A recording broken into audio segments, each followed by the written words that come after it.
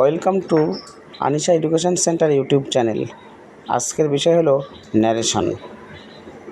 তা অবশ্যই আমাদের চ্যানেলটি সাবস্ক্রাইব করবে, তাহলে এই ধরনের অনেক ভিডিও পাবে এবং ভিডিওটি শেয়ার করবে, লাইক করবে। তা দেখো, আজকের বিষয় হচ্ছে ন্যারেশন। কীভাবে ন্যারেশন করতে হয় তার নিয়মটা আমি তুলে ধরেছি। আশা করি ভিডিওটা দেখার পরে সবাই বুঝতে পারবে, কোনো অসুবিধা হবে না, প্রবলেম হবে না। তাহলে কীভাবে পার্সনের পরিবর্তন? ফার্স্ট পার্সন আই, ওই, মি, মাই, আস বক্তা বা স্পিকারের সাথে পরিবর্তন হয়।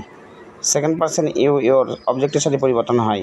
অবজেক্ট মি, হিম, হার যেটা থাকে তার সাথে পরিবর্তন হয়, ঠিক আছে।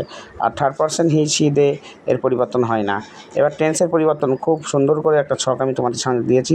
টেন্সের পরিবর্তন ডাইরেক্ট থেকে ইনডাইরেক্ট স্পিচ করার এই ছকটা মনে রাখলেই ন্যারেশন জলের মতন হয়ে যাবে। দেখো, 1 নম্বরে অ্যামিজার থাকলে ডাইরেক্টকে ইনডাইরেক্টে ওয়াজার হয়। ডাইরেক্টে যদি ওয়াজার থাকে ইনডাইরেক্টে হ্যাড বিন হয়। ডাইরেক্টে যদি হ্যাজ হ্যাভ থাকে ইনডাইরেক্টে হ্যাড হয়। ডাইরেক্টে হ্যাড থাকলে ইনডাইরেক্টে হ্যাড। ডাইরেক্টে শ্যাল উইল থাকলে শ্যাল থাকলে শুড, উইল থাকলে উড, ক্যান থাকলে কুড।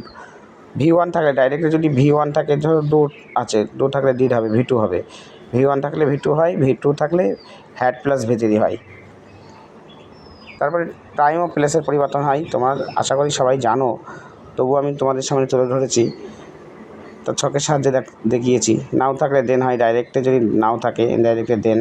টুডে থাকলে দ্যাট ডে, এগো থাকলে বিফোর, টুমোরো থাকলে দ্য নেক্সট ডে, ইয়েস্টারডে থাকলে দ্য প্রিভিয়াস ডে, দাস থাকলে সো, কাম থাকলে গো, দিস থাকলে দোজ, হেয়ার থাকলে দেয়ার, দিস থাকলে দ্যাট। তা আজকে আমি একটা পার্ট আলোচনা করছি 5টা সেন্টেন্সের মধ্যে, ন্যারেশন অফ অ্যাসার্টিভ সেন্টেন্স, বর্ণনামূলক বাক্য, যে সেন্টেন্সের দ্বারা কোনো কিছু বর্ণনা করা বোঝায়। তা ডাইরেক্ট থেকে ইনডাইরেক্ট স্পিচ করার সত্ত্বেও কি? প্রথমে স্পিকার হয় বা বক্তা। বক্তা বলতে আই, হি, সি স্পিকার, ঠিক আছে। তারপরে সেইড, টোল্ড। তা টোল্ড কখন হয়? যদি প্রশ্নের ভিতরে সেইড টু থাকে তাহলে টোল্ড হয়, আর প্রশ্নে যদি সেইড টু না থাকে তাহলে ওই সেইডই বসবে, টোল্ড বসবে না সেক্ষেত্রে। দেখো, তারপরে কি অবজেক্ট? অবজেক্ট বলতে me, him, us, them plus that plus পার্সনের পরিবর্তন। পার্সনের পরিবর্তন আই, তারপরে ইউ, ও মি, আস এইসবের পরিবর্তন হয়, ঠিক আছে। ও ডাইরেক্ট স্পিচের টেন্সের পরিবর্তন। টেন্সের পরিবর্তনের ছকটাও আমি তোমাদের সামনে তুলে ধরেছি।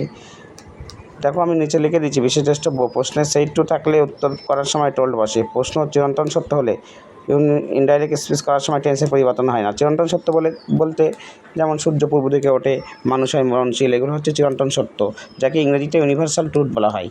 প্রশ্নের রিপোর্টিং ভার্ব সে বা সেইস থাকলে রিপোর্টিং ভার্ব সে বা সেইসই হয়, টেন্সের কোনো পরিবর্তন হয় না।